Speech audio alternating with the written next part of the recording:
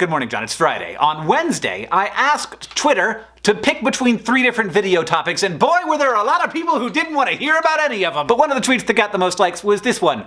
How about D? Puppies. So this video is entitled Top 10 Best Dogs Ever. And if you are unsatisfied with this content, then blame the Steffi. Or any of the 31 people who liked her tweet, including me. Let's begin! Number 1, Stubby, a dog who served the Allies in World War I. After being exposed to chemical weapons and then recovering in a hospital, Stubby became attuned to the scent of these chemical weapons and could alert soldiers before they could smell the gas coming. He was wounded twice, he served in 17 different battles, and he captured a German spy, recognizing him by his language. An act for which Stubby was promoted to sergeant, outranking his owner. Number 2, Lily, a pit bull who pulled her unconscious owner off of the railroad tracks because there was a freight train coming. The owner did not get hit by the train. Lily did. The poor puppy lost one of her legs but survived, and if you think that story is remarkable, check out number 3. First dog trying to cross a highway gets hit by a car. Second,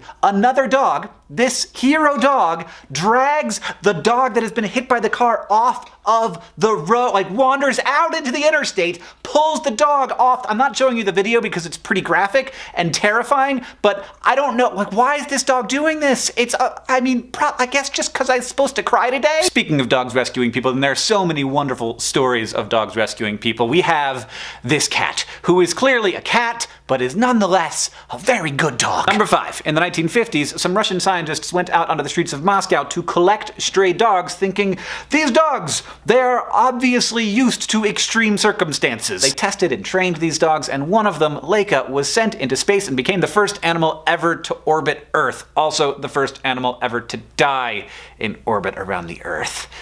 Not how we wanted that one to end. You know the first animal that went to space? It's a fruit fly. Number 6, Alvin and the Chipmunks. I know you think I'm crazy, but it's a little known fact that the actors who played Alvin and the Chipmunks in Alvin and the Chipmunks The Squeakquel, actually very small dogs. Nope. Number 7, Bummer and Lazarus, who are 2 dogs, but we're just calling them 1, sorry. These dogs didn't just survive mid-1800s San Francisco, where stray dogs outnumbered people and were killed and poisoned regularly. They became nationally famous for their companionship with each other and their ability to kill rats like crazy. Bummer and Lazarus were eventually exempted from local laws, and they showed up all the time in cartoons about San Francisco. They just sort of be there in the background. Number 8, this dog, which somebody sent me on Twitter. I asked people to send me dogs on Twitter, so I picked one. It's real cute. It's a good dog. Number 9, Tweety Bird, who is a canary. And canaries are birds, but they are named after the Canary Islands, and the Canary Islands are named after the Latin word for dog. So, by the transitive property,